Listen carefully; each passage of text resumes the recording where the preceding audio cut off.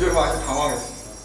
왜냐하면 사실 이제 평화통일운동을 뭐 계속 해왔지만 구체적으로 개성과 해주에 대해서 깊이 있게 고민해 본 적이 별로 없거든요. 근데 여러분과 마찬가지로 일반적인 뭐 사람들만 이게 그 정도의 관심 정도가 있었는데 갑자기 이제 이 강의를 이주제라고 갖고 하라고 이렇게 요청을 해서 그때부터 하여튼 부랴부랴 하여튼 여기저기 자료를 찾아보고 공부를 했습니다. 따라서 오늘 제가 발표하는 내용들은 뭐 제가 어떤 독창적인 안을 여러분들에게 제시하는 것보다는 기존에 여러 다양한 연구자들이 그리고 실천가들이 해왔던 활동을 요약해서 여러분들한테 이렇게 정리해서 말씀드린다. 이 정도 생각하면 되시지 않을까 생각됩니다. 아까 이제 또 하나는 소개해 줄 때 제가 6.15 인천 본부의 상임 공동대표를 맡고 있습니다. 아시겠지만 바로 직전에 6.15 인천의 상임대표를 맡고 계신 분들은 통일민주협의회 회장님이신 이강인 상임대표이시죠. 근데 하여튼 2번 연임하시고 3번 정도 하셨죠. 여러 가지 상황 때문에 후배들한테 넘긴다 이렇게 하셔갖고 올 4월 달에 후배들한테 넘겼습니다. 그런 과정에서 독특하게 단일한 상임대표가 아니라 2명의 상임대표, 2명에게 공동 상임대표 이런 체제로 갔습니다.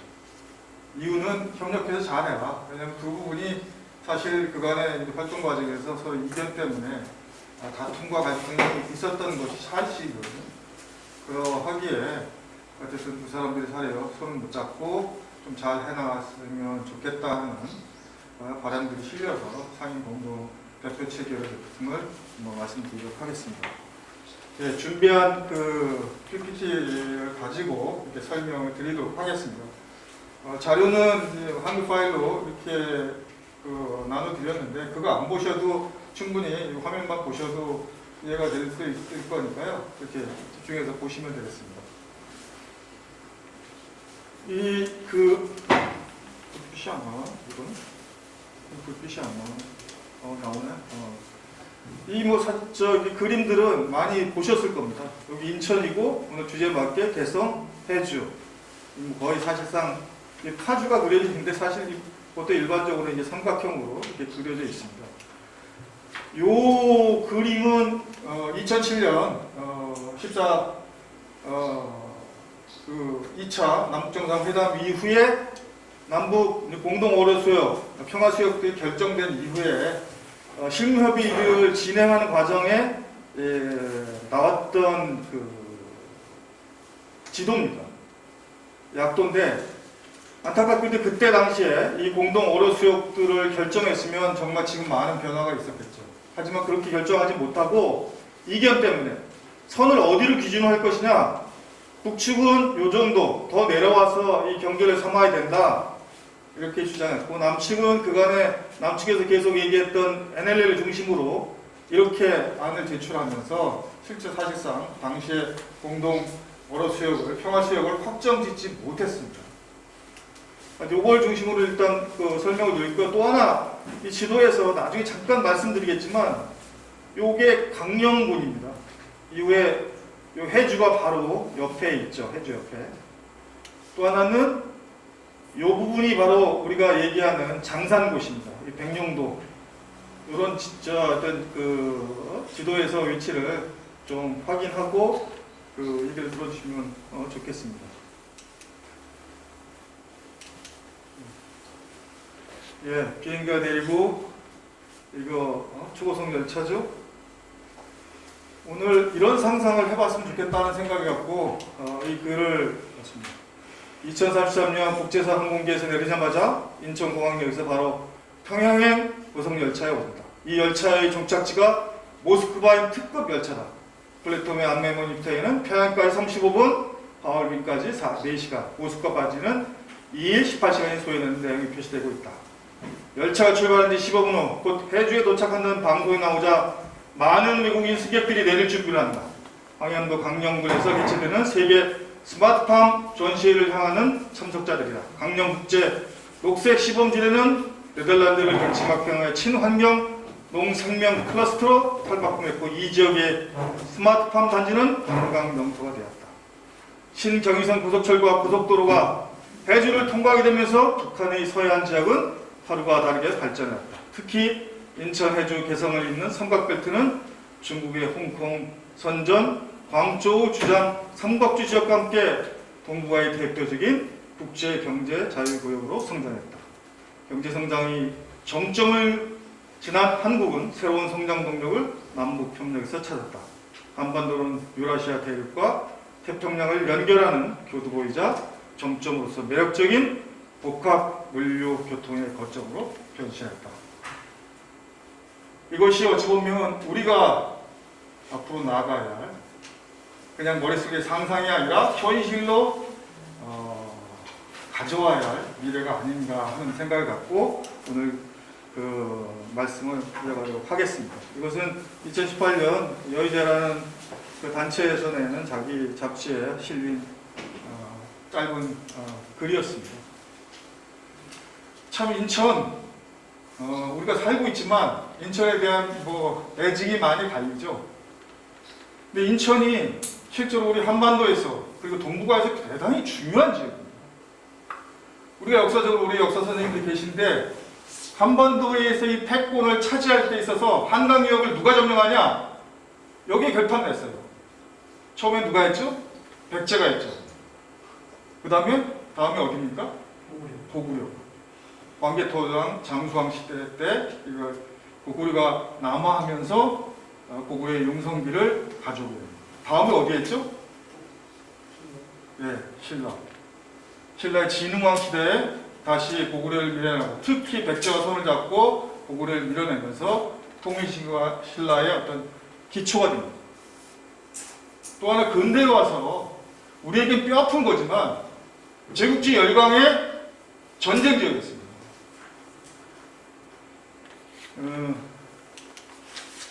이 사진은 뭐냐면 청일전쟁이 벌어집니다.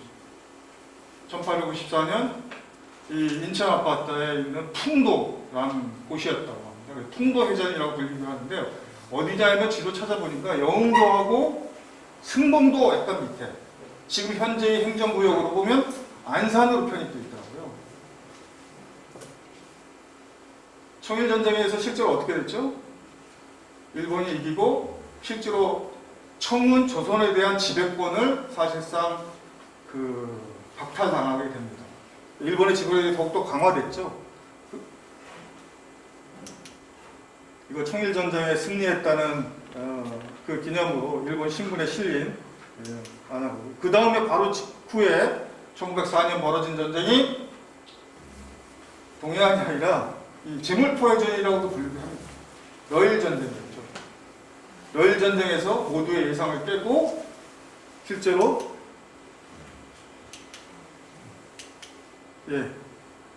일본이 또다시 승리하게 됩니다. 이 사진은 이 글 만평은 이 조선민중을 실제로 러시아와 일본이 서로 당기려고 하다 보니까 허리가 졸리는 이런 처참한 이 한반도의 상황을 그려주고 있습니다. 최근에 이 동북아에 이 비슷한 상황이 벌어지고 있어요. 왜냐하면 이 당시 러일전쟁 당시에 실제로 어떻게 됐냐면 영국이 영일동맹 속에서 러시아의 남하를 저지하는 함께 동참하고 있었거든요. 최근에 특이한 현상은 뭡니까? 영국의 항모가 이 동북아에 오고 있어요. 여기서 군사훈련하고. 영국에 가까운 거리가 아니잖아요.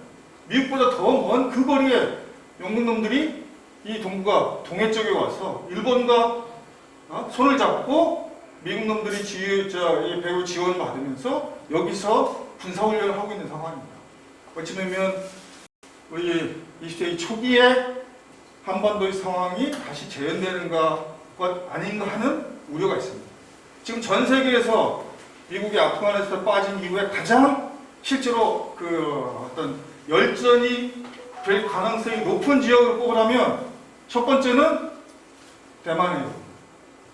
계속 이제 중국은 실제로 통일을 자신들의 민족적 위협이라고 국가적 위협이라고 생각하잖아요.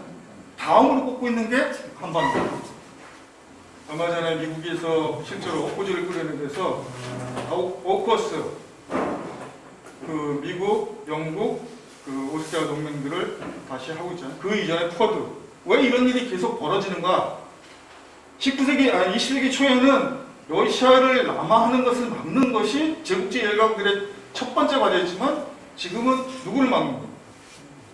중국을 견제하고 막기 위해서 제국주의 열강들이 실제로 동북아에서 이런 위험한 짓것들 계속 하고 있습니다. 북미 경쟁이 계속 치열해질 거라고 얘기하고 있습니다. 한국에서는 핵잠수함 기술을 이전하지 않는데 이번에 오스트리아에게 핵잠수함 이전을 기술을 미국이 허용했잖아요. 그것을 다시 말하면 이 전쟁판에 오스트리아를 끌어들이기 위함입니다.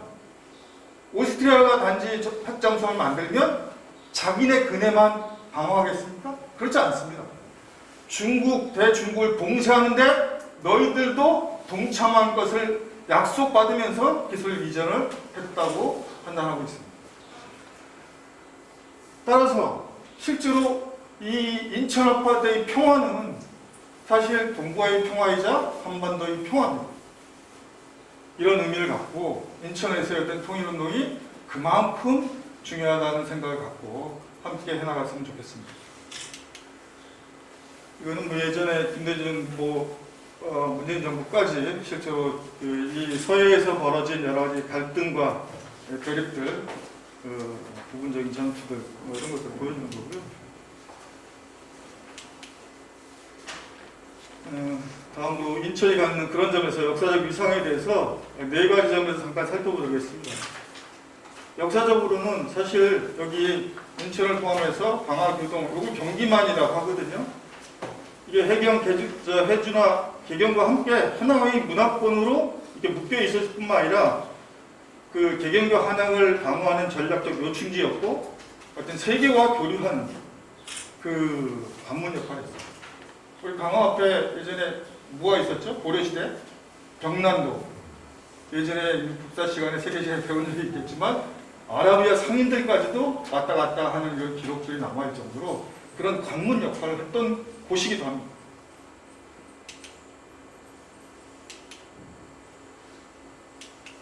예, 그 다음에 인천은 실제로 국제인천공항이라는 것, 사실 세계 공항 중에 서비스 만족도 거의 탑을 하고 있어요.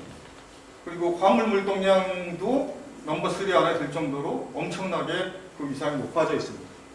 또 국제적인 항만, 아직은 항만 크기로 보면, 규모로 보면 우리나라의 대표적인 부산보다는 한참 못 미칩니다만 이 동북아 시대를 맞이해서 인천 신항을 중심으로 해서 어떤 발전 전략들을 세우고 있습니다.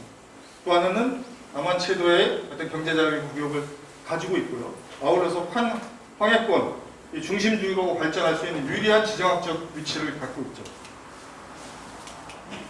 세 번째는 우리가 남북 정상회담하고 5차례에 걸쳐서 계속했습니다만 그럴 때마다 인천이 어떤 대북교류의 거점 도시로에서의 중심적 역할을 항상 확인해 왔습니다. 나가서 얼마 전에 발표한 2년 전인가 3년 전 발표한 문재인 대통령의 한반도 신경제 구상에 있어서 인천은 황해벨트와 접경지역 평화벨트의 교차점이자 출발점으로 문재인 정부의 신북방정책의 핵심 지역으로 되고 있습니다. 자, 그간의 남북정상회담의 정상회담과 실무에 관한 합의사항들 간략하게 살펴보겠습니다. 2007년 10월 4일 노무현 대통령과 정상회담, 김정일 국방위원회 정상회담 쪽에서 서해 평화 협력지대 설치라는 중요한 결정들을 이때 했죠. 바로 이어서 어떤 실무 총리 회담들이 있었습니다. 개성공단 2단계 개발을 착수하자. 물론 아쉽게도 시작도 못 해봤죠. 당시에 백두산, 개성관광, 직항로 이런 것들을 개설하자. 이런 합의들도 있었습니다. 그 다음에 2007년 12월 달에는 실무협의 1차까지밖에 아쉽게 못했습니다. 당시에 경의선 통근열차, 전자출입궤도 이런 것도 다 하자. 이런 얘기가 있었고요. 그 다음에 요거는 선언문 주요는 넘어가도록 하겠습니다. 그러면 문재인 정부의 한반도 신경제 구상이 뭐냐 한번 살펴보도록 하겠습니다. 예, 지도가 잘 보이나요? 약간 밝아서 날씨 햇빛이 들어오니까 더 흐려지는데, 예, 이 지도는 많이 언론을 통해서 보셨을 겁니다. 설명드리면 첫 번째, 인천과 관련된 황해벨트, 바로 이쪽이겠죠. 네. 산업, 여기 나와있죠. 물류, 교통벨트, 중심적인 산업이 거기라는 거겠죠. 그 다음에 접경벨트, 접경지역 평화벨트, 이 부분이겠죠. DMZ를 이어지는 한강화부터 DMZ에 이른 지역이고 생태환경, 평화관광벨트로 삼고 있습니다. 마지막으로 이 환동해벨트 이렇게 되죠. 금강산, 원산 이걸 포함한 에너지 자원벨트. 이걸 더 구체적으로 그림으로 이게 살펴보도록 하겠습니다.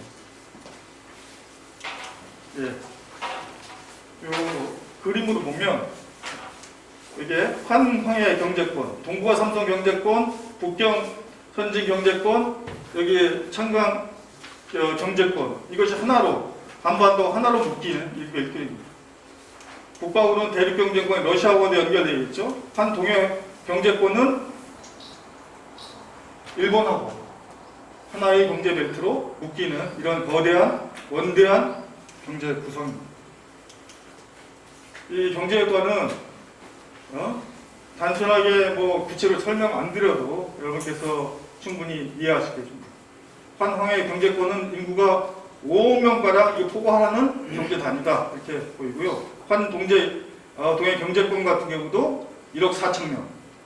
한반도 동쪽과 일본을 아우르는 여기 인구가 그렇다. 합쳐서 6.4억 명, 6억 4천만 명 정도. GDP가 7조 달러이라는 거대한 동북아 공동체 시장을 형성하는 이런 표현입니다. 지리적으로도 굉장히 가까워요. 서울 상해간 2시간, 베이징 간 2시간 10분. 일본 도쿄는 얼마 걸리죠? 저희 일본을 안 가봐가지고. 2시간? 예? 1시간 40분. 그렇죠. 1시간 30분, 40분 걸리죠. 이렇게 가까운 거리에 실제로 함께 모여 있습니다. 이것이 한반도 신경제 구상의 핵심 내용입니다. 여기에 그 중심에 인천이 있죠. 예, 한반도 신경제에서 이 서해평화협력 특별지대가 갖는 의미를 잠깐 살펴보도록 하겠습니다. 다이어그램식으로 이렇게 보시는데, 이게 서해평화지대 핵심인데 그 중에 핵심이 남북한 삼각 공동 경제 자유입니다. 이게 인천, 개성, 해주 이어지는 거죠. 이것이 결국 한반도 중추 경제지대를 이렇게 받쳐주면서 한반도 신경제를 실제로 북으로는 유러시아, 남으로는 환태평양, 서로는 중국, 그 다음에 동으로는 일본까지 아우르는 이런 의미를 담고 있습니다. 예, 그 설명드린 거고요. 그 중심에 인천이 있다. 아마 지도도 많이 보셨을 겁니다. 아까 첫 번째 그 지도와 다 내용적으로 하는 건데, 뭐 거의 동일한 내용인데, 해주경제 특구 개발을 하고 평화수협과 공동의사를 결정하고 한강으로 평화 공동 이용한다. 14선언에서 남북정상들이 합의한 이런 내용이죠. 그 중심에 인천이 위치했습니다. 남쪽에 인천, 북쪽에 개성과 해주를 이루는 이 삼각벨트가 서해평화협력지대의 핵심입니다. 네, 이거는 다시 한번 2018년 9월 19일 문재인 대통령과 김정은 총비서가 합의한 9월 평양 공동선언에서 서해 경제 공동 특구와 관련된 내용입니다.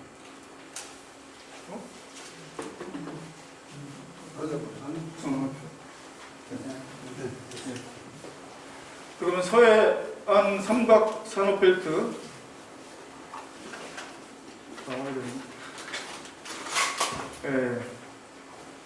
여기 보시면 인천과 해주, 개성.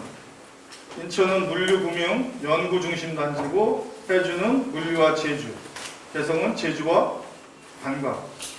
지도상으로는 이렇게 되어 있습니다. 인천 경제개발 중심으로 해서 개성 강변에 제주와 관광, 그리고 해주는 물류와 제조. 이쪽 황해안 일대의 대단히 중요한 항구죠.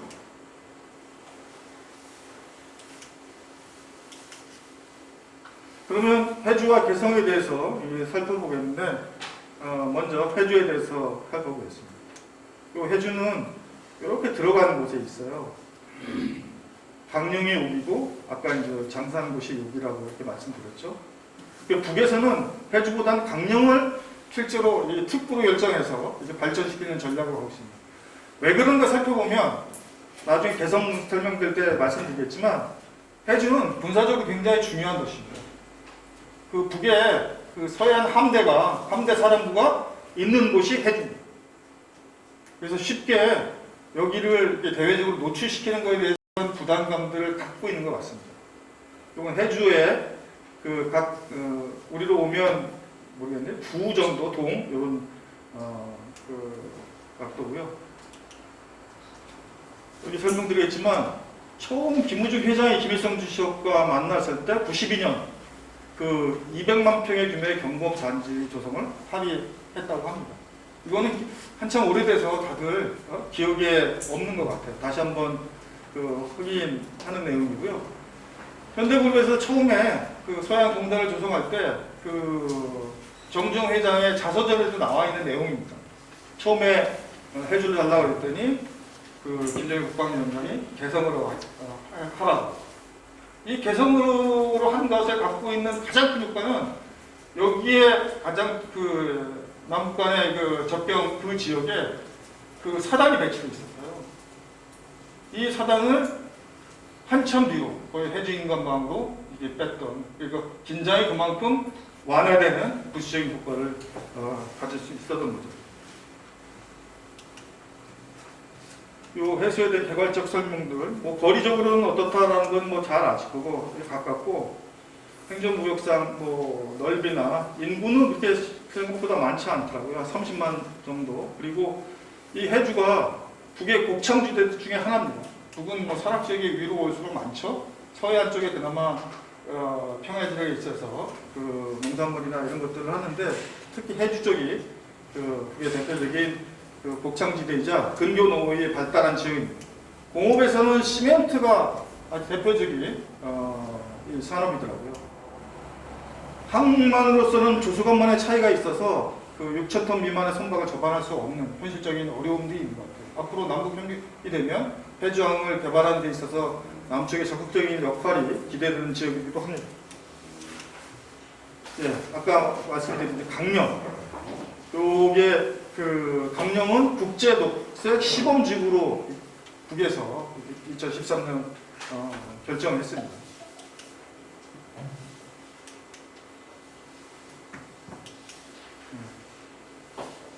설명을 더 드리면 2013년 조선민주주의 인민공화국 황해남도 강령군 경제특구 계획 요강, 이렇게 해서 지리적으로 중국과 해주와 남쪽과 인천과 잘 연결되어 있는 교통편성이 있는 지역이다. 이렇게 북의 문건에서 이 지역의 의미를 이렇게 설명하고 있습니다.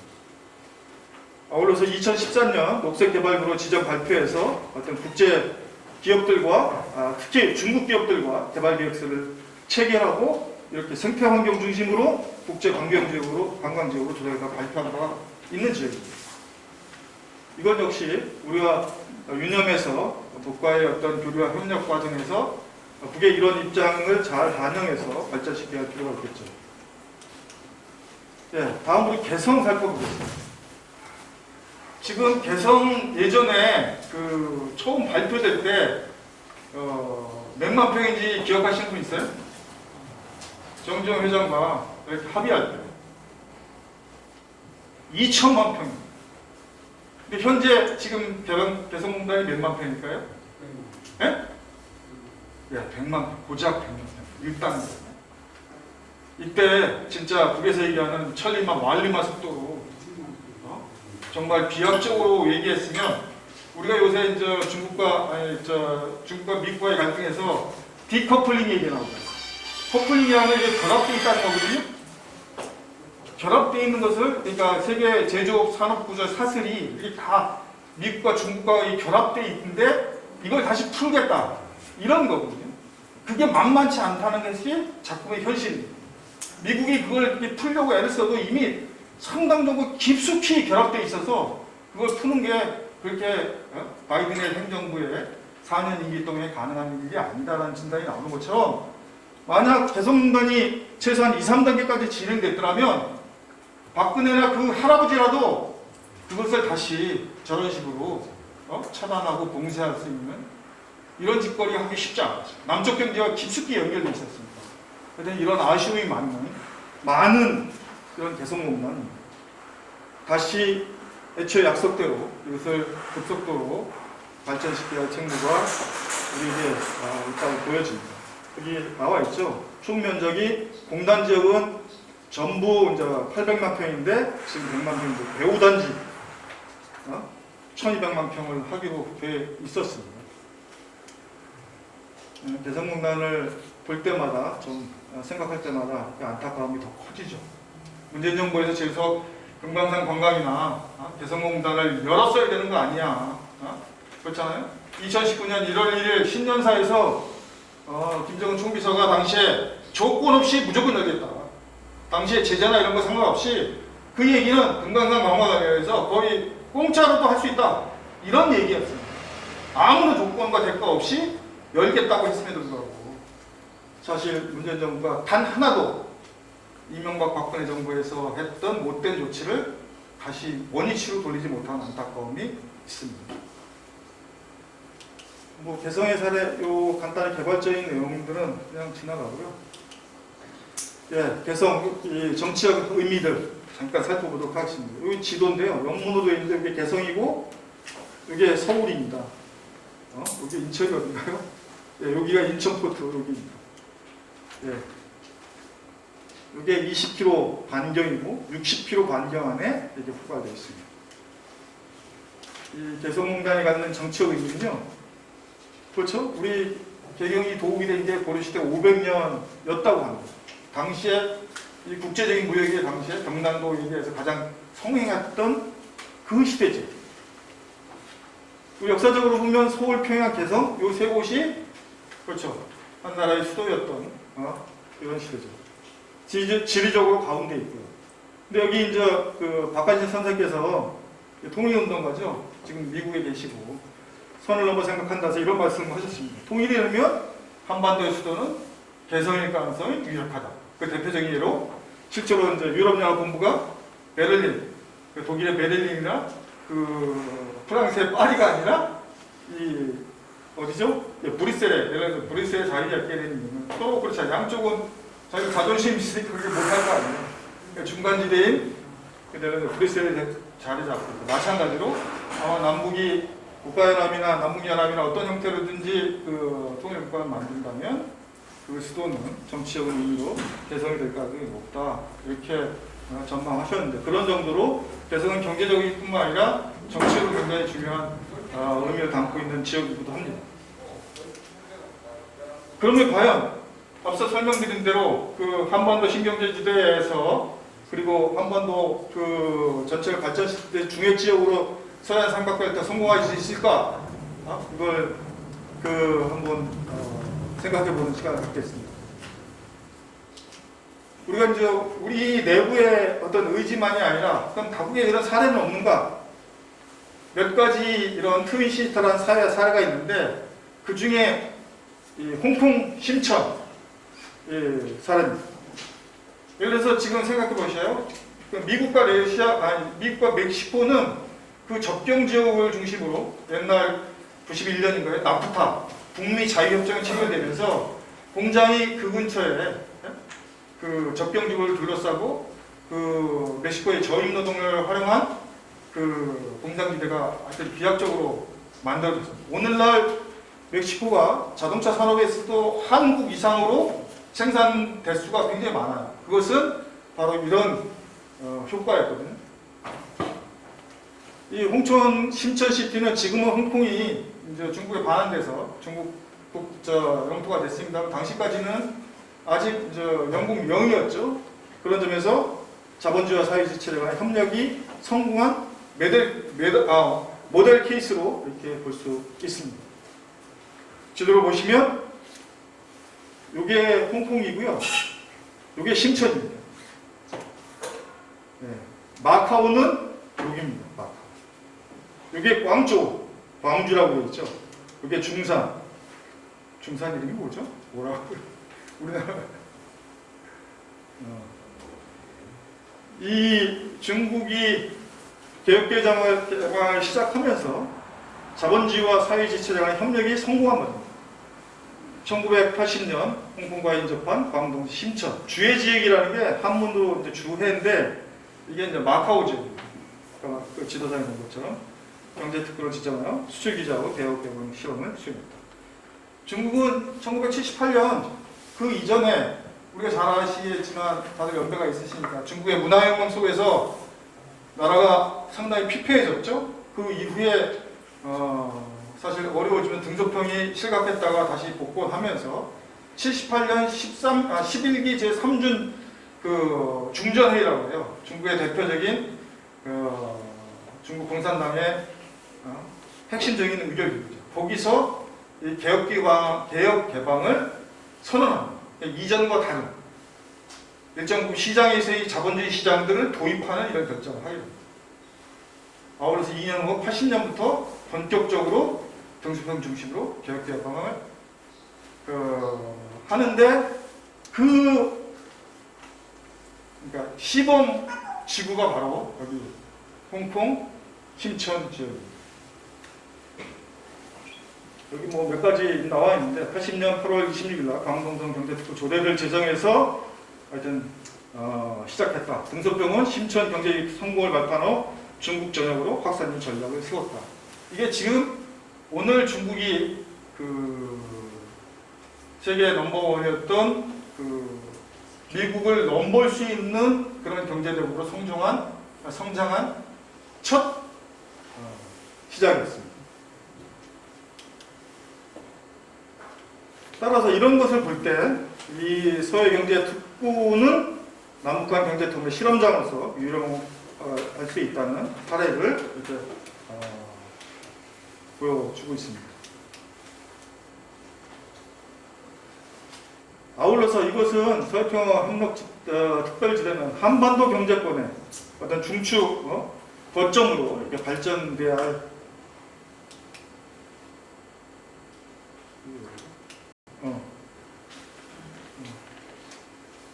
이 단지 서해평화 이쪽만이 아니라 한반도 전체를 아우르는 경제권의 핵심 중추 지역으로 발전돼 나가야 된다. 이런 의미입니다. 여기 기존의 개성공단 모델을 뛰어넘어서 장기적 비전과 전략적 가치를 지니고 단지 공동경제자유구의 산업단지 역할을 넘어서서 한반도 경제권의 중앙으로 어떤 발전을 해야 된다는 요구를 받고 있습니다. 이 축이 바로 서해안 축입니다. 이 축은 뭐냐면 기존에 있는 경의선 축이죠. 이 양자가 같이 이렇게 서해안 축과 함께 발전해서 한반도의 어떤 경제권의 어떤 중추 거점으로 발전해야 된다는 겁니다. 그래서 기존 개정론을 얻는 세 가지 차원의 진화가 필요하다 이렇게 보고 있습니다. 첫 번째, 한반도 경제권의 중요해서 한반도 메가리전 육성을 위한 엔진과 같은 역할을 담당할 수 있도록 이렇게 설계되어야 된다. 여기 메가리전이 이제 보면 이제 연구자를 쓰는 것 같아요. 메가면 굉장히 크다는 거 아니에요. 리전은 지역이라는 뜻인데 지도로 보면 이렇습니다. 여기가 평양이고요. 여기가 서울이고 이쪽이 어디죠? 저도 힘이 돼서 강화, 김포, 파주, 이거 뭔가요? 파주 밑에? 고양이. 그게 개성, 개풍, 연안, 해주, 강릉. 이렇게 해서 이 삼각 지역만이 아니라 그리고 서해평화협력특구만이 아니라 이 평양과 그 서울까지 인천까지 있는 이 한반도 메가리전의 발전 방향 그런 지향을 가져야 된다. 뭐 이런 내용입니다. 두 번째는 인간 중심의 개성 공간 모델을 넘어서 첨단 기술과 과학 기술을 결합한 지식산업의 기반으로 구상될 필요가 있다. 지금 남쪽 사람들이 남북 교류 협력을 얘기할 때 대표적으로 어떻게 얘기합니까? 남쪽의 기술과 자본, 북쪽은 뭐라고 그러죠? 저임 노동력과 국회 자원. 이런 도식을 수십 년 동안 들어왔을 겁니다. 남북 교류 통일 얘기할 때 서로 그런 장점이 있냐. 근데 최근에 남쪽의 기술 이런 부분에 대해서 그럼 북이 기술적으로 훨씬 떨어져 있다는 얘기냐? 이런 것에 대해서 의문을 제기하는 학자들이 과학기술자들에 대해서 굉장히 많이 말하고 있어요. 왜? 우리도 뭐 남쪽에서 못하는 그렇잖아요? ICM을 하려면 뭐가 필요해서 가장 먼저 대기권을 나갔다가 들어올 때 탄두가 그대로 유지될 뿐만 아니라 방향성도 유지되고 있어야 되잖아요. 핵심적으로 이 재료과학입니다. 여기 남자분들은 공장에서 생활해 보시면 알겠지만 대부분 뭐예요? 실제로는 우리가 공장에서 이렇게 비트나 이렇게 돌아갔으면 재질이 무너져서 다들 일제하고 저거 쓰잖아요. 독일제 쓰잖아요. 그걸 오래 쓰고. 그러니까 여전히 지금도 국내 교육이 좋아졌다고 하죠. 여전히 그렇거든요. 기초과학에서 실제로 북이 훨씬 더 뛰어난 거 아니냐 이런 진단들이 있습니다. 그러니까 특정한 부산에서 지금 생체인술 기술과 관련해서도 북이 남측보다 훨씬 뛰어난 거 아니냐 이런 과학자들의 지금 분석들이 나오고 있거든요. 하여튼 이렇습니다. 세 번째는 이게 그 남한의 새로운 투자로서 그리고 북한의 산업 생태계를 고도화할 수 있고 남북 통합 경제를 실현할 수 있는 이런 방향으로 우리가 이 서해평양 협력 특별지대를 발전시켜 나가야 되는 거 아니냐 이런 예상입니다. 평화도시 인천의 모색과 실행 시간이 좀 붙어서 빨리 진행하도록 하겠습니다. 이 주도 많이 보셨죠? 인천에서 해주와 개성을 잇는 이 도로 그리고 아울러서 이쪽은 동서 평화 고속도로입니다. DMZ를 가로질러서 고성까지 금강산까지 이어지는 지금 첫 발을 띄었죠. 영종도에서 요 신도까지 이어지는 요 짧은 거리 3.84km 이미 착공해서 2025년 완공을 예정하고 있습니다. 이어서 몇 가지 지금 인천에서 지금 박남진 시정부에서 그 1년에 계획하고 있는 것들 이미 진행한 것도 있고요. 계획한 사업들도 진행되고 있습니다. 앞으로 할 사업들도 가칭 남북어로 관리사무소를 서해오에 설치하는 방안이나 서해오로 평화 기본법을 제정하는 이런 움직임도 일단은 말씀을 드리도록 하겠습니다. 그럼 인천 어디에서 돌파구를 열 건가? 참 안타깝죠? 우리 박남진 시정부 생각하면 문재인 정부만큼이나 여러 가지 아쉬움들을 많이 갖고 있습니다. 뉴스를 찾아보니까 박남진 시정부 객관적으로는 뭐 이런 것들을 뭐 그래도 괜찮게 했지 않냐 이런 평가들이 없잖아 있습니다. 이 올 5월에 그 한국 매니페스토 있죠. 그러니까 공약을 얼마나 이행했는가를 점검하는 이런 시민단체인데 여기서 최우수 등급을 받았다고 해요. 근데 우리가 느끼는 게 박남진 잘한다 이렇게 느낀가요? 그게 잘한다고 판단하시는 분들 없지 않아 계실 것 같은데 대부분 민심들은 시민들은 이렇습니다. 어디에요? 여기 송초로 울산 송초로 아니면 고래가구 사건이나 여러 가지 시설 때문에 계속 놀라주시 맨날 꼴찌예요. 이게 매달 발표하거든요. 아마 지난 2년간 거의 이 순위는 바뀌지 않았어요. 특히 이 박남춘 시장 이 순위는 거의 바뀐 적이 없습니다. 결국 사실 이렇게 현상적으로 자기가 공약을 뭐 양적으로 얼마나 이렇게 했다 뭐 이런 걸 중심이 아니라 리더로서 실제로 그걸 혼신의 노력을 들여서 뭔가 해나가겠다는 의지를 시민들에게 보여주지 못한 거 아니냐. 평화도시 인천으로 이렇게 얘기하지만 우리가 대표적으로 그 강남시 시정구가 한 게 기억나는 게 있습니까? 별로 없죠. 또 하나는 지방자치라서 할 게 없을까요? 그런 게 있습니다. 통일부도 이미 정부에서도 하여튼 지방자치단체에 대해서 일정 부분 남북교류의 주체가 될 수 있도록 지금 풀어주고 있습니다. 적극적으로 특히 아까 이재명 경기도지사 얘기했지만 적극적으로 그런 활동들을 하고 있거든요. 1년에 여러 가지 남북 교류와 협력과 관련한 평화통일 사업도 관련해서 인천과 비교되지 않습니다. 어디서부터 돌파구를 열어갈까요? 하여튼 인천의 장점을 최대한 살려서 교류와 협력을 선독하자. 첫 번째는 한강하구 지역. 내일 그 한강하구 평화협력의 행사가 계속 밀려서 내일 진행합니다. 한강하구 정말 중요한 지역. 우리가 한강하구의 중요성들 대부분 많은 사람들이 놓치고 있는데 인천만이 갖고 있어요. 물론 뭐 김포 쪽에 있어요. 경기도 조금 옮겨있지만 대부분이 한강하구 중립지역이 인천에 속해 있어서 이걸 남북 경제공들이 특별지대로 만들어가는데 인천이 가장 앞장서야 된다. 이런 말씀. 우리 남북은 세 개로 분리되어 있죠. 여기까지는 DMZ시고요. 한강하고 여기부터는 중립지역입니다. 양쪽은 NLL로 분단되어 있는데 예, 한강하고 중립지역은 여기 보시면 말도에서 끝나고요. 우리가 지나온 여기가 탄현이라고. 여기서 아까 우수산 전망대 우리가 보고 왔는데 여기서부터 여기까지가 한강하고 중립수역이라고 얘기를 하고 있어요. 예, 이거는 정전협정 제 1조 5항 원내 체결됐죠?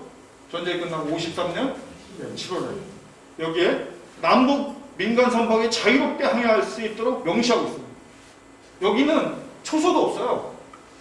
남쪽에 교동에 초소가 있다가 북쪽도 초소가 없으니까 어느 순간 슬그머니 이렇게 치웠어. 2018년 그 9월 정상회의에서 다시 한번 공동위원회 합의했습니다.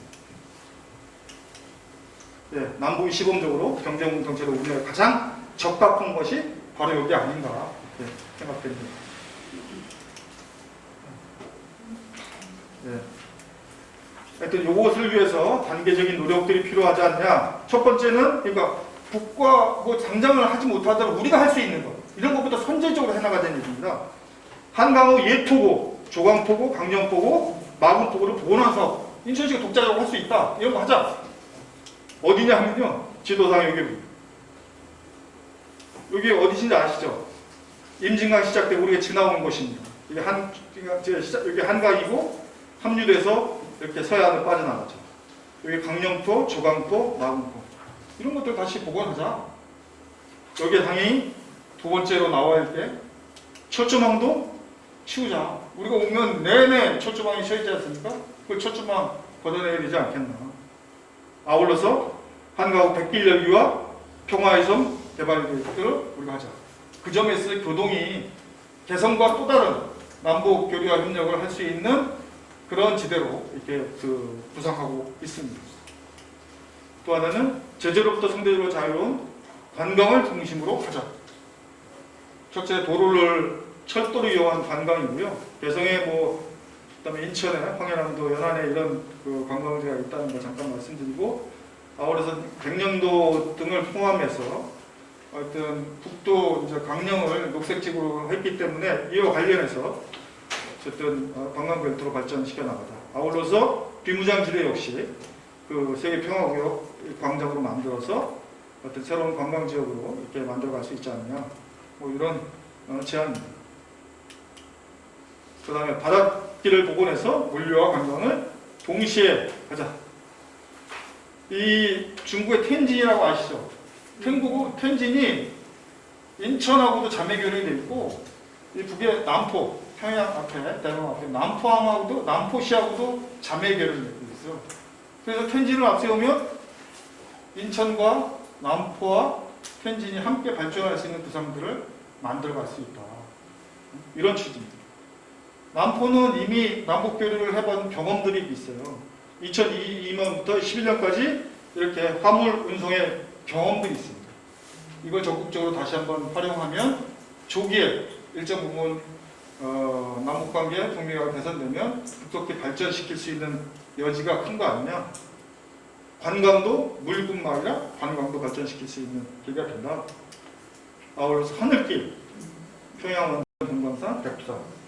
북이 최근에 여러분들 다 신문 보도 언론을 통해서 아시겠지만, 이후에 자기 차세대 먹거리, 특히 그 대북 제재가 심해진 조건에서 실제로 관광은 아니거든요. 세계 여러 나라 모든 전 세계 시민들이 다 북을 방문했습니다. 누가 못 가죠? 예, 우리 또 한 나라가 있습니다. 예, 미국도 미국 시민권자는 못 갑니다. 근데 우리 교포 중에 영주권자는 갑니다. 영주권자는 이제 그냥 사후 신고만 해도 예전에는 사전에 다 동의를 받고 했었는데 지금은 영주권자는 갔다 왔다 그냥 통보만 하면 다 갈 수 있어요. 그래서 오히려 미국에 있는 계신 분들 중에 시민권자는 못 가는데 신은미 선생이나 이런 분들은 못 가는데 진청규 기자 이런 사람들은 영주권자이기 때문에 지금 자유롭게 노창현 기자 이런 사람들은 왔다 갔다 할 수 있습니다. 코로나 때문에 단지 실제로 못 가고 있는 그런 현실이죠. 어쨌든 그런 말씀 드리고요. 지금 원산 갈마지구, 삼지연 그 백두산 지구 다 해놨잖아요. 지금 코로나 풀리면 뭐 공항 열어서 언제든지 갈 수 있게 됐습니다. 아마 걱정스러운 거는 제주도처럼 중국 관광객들이 물밀듯이 쏟아져 들어오지 않을까. 그래야 이거 남쪽에서도 가야 되지 않겠습니까? 그런 상황을 만들어 가자. 이런 제안이고, 인천은 그런 점에서 유리한 조건을 갖고 있죠. 김포공항도 있지만 인천공항이라는 특징, 그리고 인천공항은 단지 우리 내국인뿐만 아니라 대한민국 사람들뿐만 아니라 인천을 거쳐서 오는 외국인 관광객들 있잖아요. 판문점 DNZ 관광만 시켜줄 게 아니라 거기서 백두산과 실제로 원산 갈마지구까지 금강산까지 이어질 수 있는 관광 루트를 개발한다면 엄청난 도시적 효과가 있겠죠. 남쪽에도 좋고 북쪽에도 좋고 이런 걸 하자는 거죠. 이런 걸 사전적으로 할 수 있게끔 만반의 준비를 갖춰놓자. 그때 길이 열리면 그때서 부랴부랴 하자는 게 아니라 미리 모든 준비를 다 만족에 갖춰놓고 문만 열리면 바로 실행할 수 있는 태세를 갖추자. 그런 제안입니다. SOC 사업입니다. 바로 그런 얘기겠죠. 네. 북은 이미 2018년 기준으로 이렇게 관광 특구들을 다 지금 계획대로 착착 진행하고 있어요. 네. 항공 기반 마련하자. 이미 인천도 작년에 인천 국제공항 대북교육 거점 연구를 해서 이제 발표한 바가 있습니다. 이거 갖고 4조 얼마 된다고 하니까 보수 언론에서 야 이거 국가 보주기 하는 거 아니냐? 뭐 이런 비난을 받은 적이 있는데 나름대로 이런 준비는 그나마 다행스럽다고 생각합니다. 아울러서 신경의선 도입을 통한 서부 PKR, 이게 뭐냐면 종단 획천. 여기 PCR 할 때 C는 뭐냐면 차이나고요. PS는 시베리아 대륙간 횡단철도 약칭이 다른데 한반도 서부에 있는 종단 철도를 구축하자. 이 얘기는 지금 이제 부산에서 서울을 거쳐서 사려를 거쳐서 평양, 그 다음에 저기 어디야 신의주까지 가는 거는 만약 뚫리면 이게 너무나 인적 물질 교류를 다 감당하기 현실적으로 어렵다. 그래서 별도의 제2선을 뚫자. 이런 여칭입니다. 그래서 그렇게 될 때 저 목포에서부터 군산을 거쳐서 평택을 거쳐서 인천, 해주, 이런 남포, 평양, 신의역 이렇게 갈 때 물류 문제가 상당 부분 해소될 거다. 이런 제안입니다. 화물 수송에 있어서도 그런 점에서 복합적으로 화물을 전담하는 철도망 2단계 구축 사업들을 해 가자. 이런 내용입니다. 마지막으로 이게 보여주는 것처럼 서해안선은 새만금과 군산항 연결해서 평택, 인천항 이렇게 연결할 때 한반도 서쪽 이 벨트가 이 물리 중심으로 될 것이다. 예. 이 지도는 많이 보셨을 겁니다. 한반도와 이 대륙, 여기 모스크바까지 있는데요. 여기 지도가 더 연결되면 베를린, 파리, 런던까지. 참 우리 시대에 지금 21세기 2020년대에 넘어갔는데 과연 우리들의 그 생각의 크기가 옛날 그 조선 말기 일제시대 때 우리 선조보다 컸나? 우리 독립운동사를 읽어보면요, 우리 그 독립운동 했던 분들이 실제로 여기 제집주나듯이 이쪽 하바rov스크 있죠? 여기까지, 그리고 여기 일쿠츠까지 이 광대한 지역에서 실제로 독립운동을 펼쳤습니다. 당시에 이 철도를 타고 왔다 갔다 하면서 이런 삶들을 살아왔어요. 경제를 일구었고. 지금은 우리 여기서 딱 잘려서 이 섬처럼 살고 있잖아요. 그렇지 않습니까? 그러니까 우리가 이런 그 평화통일 운동을 함께 하면서 정말 이렇게 대륙의 기상과 꿈, 우리 얘기할 때는 언제 얘기합니까? 맨날 고구려 얘기하잖아요. 우리가 저 만주호흡 우리 땅이었어. 무슨 판단고개보다 더 적극적으로 얘기하고, 그때 당시에 수당을 물리친 고구려 기상 얘기하는데, 다시금 그런 우리가 대륙의 한쪽 끝에서 저쪽 끝까지 갈 수 있는 이런 꿈과 기상들을 갖고 우리 평화통일 구상들을 해야 되지 않을까. 그냥 좁게 남북 간에 어떻게 잘 살자 이런 것이 아니라, 남북이 뭉치면 아까 말씀드린 것처럼 이 동북아의 중심이 이게 왼쪽으로는 중국, 오른쪽으로는 일본, 위로는 러시아, 다 세계 강대국 아닙니까? 여기서 남북이 힘을 뭉쳤을 때 오히려 분단의 아픔이 아니라 진짜 여기서부터 그 세계 경제의 중심의 핵으로 우리가 발전할 수 있다는 이런 원대한 꿈을 갖고 평화 통일을 우리가 준비했으면 좋겠습니다. 이상 오늘 제가 준비한 내용들 이상으로 마치도록 하겠습니다. 고맙습니다.